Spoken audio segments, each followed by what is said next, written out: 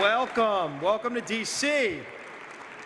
It truly is an honor to be here with you, and want to welcome you to Washington from all over the country. I know in just a few hours, thousands of you will be making your way to the Hill to go and tour and meet with hundreds of members of Congress. And from our members of Congress, from our senators, I know I look forward to the meetings I'm going to be having later today with my friends from Louisiana.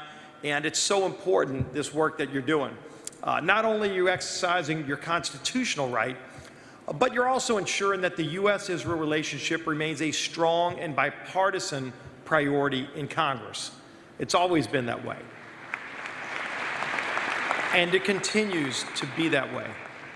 Your continued activism and involvement here today to strengthen the U.S.-Israel relationship truly does make a difference. As the whip, I know how important it is that you're meeting with every member of Congress with a unified message.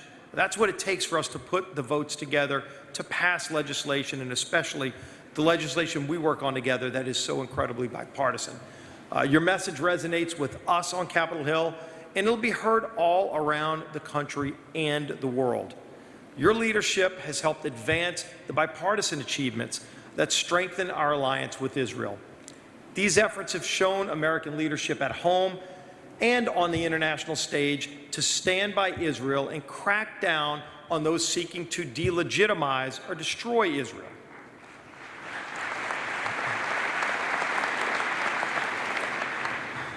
Unfortunately, Israel remains on the front line to terror. Challenge to Israel's sovereignty cannot be tolerated, and we must continue to stand together in support of Israel's right to defend herself from all threats. In Congress, we're going to do our part. We're going to provide the crucial security assistance through fully funding the $3.1 billion in the Memorandum of Understanding and the $705 million for Israeli missile defense, a vital system that protects Israel. While we provide the critical security and assistance, we cannot overlook the economic and political fights, whether on campuses or at the United Nations. I'm glad we have such strong leadership at the UN with our ambassador, Nikki Haley, and what she's doing.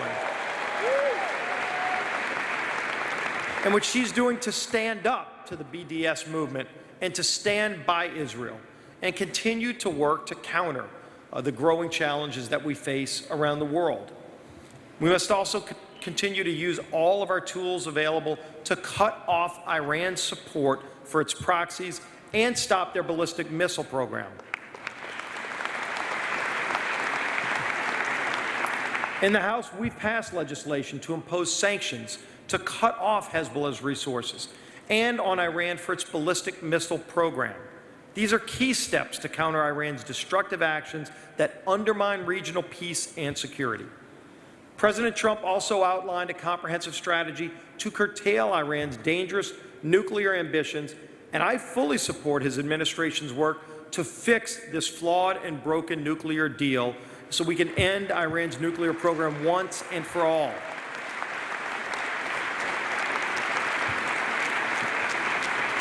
President Trump has also followed through on what most politicians have simply talked about for years by fulfilling his promise to move the U.S. Embassy to Jerusalem.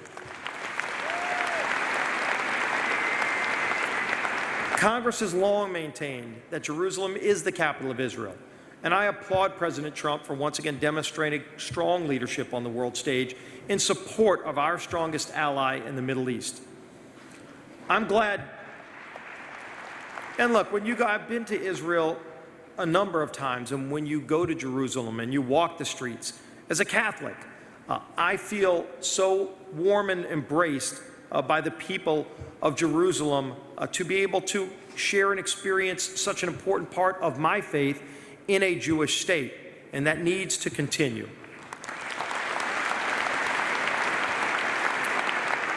I'm glad that when it comes to Israel and maintaining our strong alliance, that we have bipartisan support in Congress for the work that we do.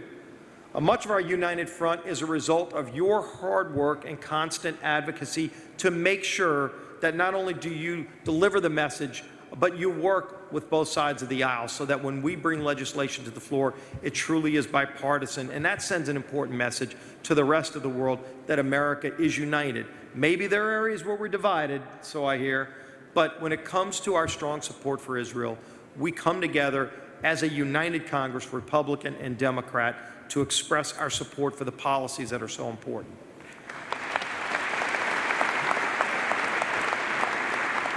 While sometimes we face these challenges that seem worse than they were before, I know that our faith in America's greatness and steadfast commitment to stand by Israel will endure and prevail over the threats that we may face. Now I want to share a personal story.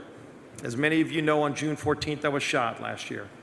And it was a horrific day in many ways, but it was also a day and then a period of time where I saw the greatness of people all around the country, so many of you that prayed for me.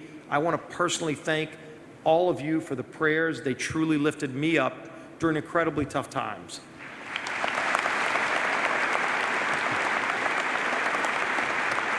Thank you for those prayers and the heartfelt wishes.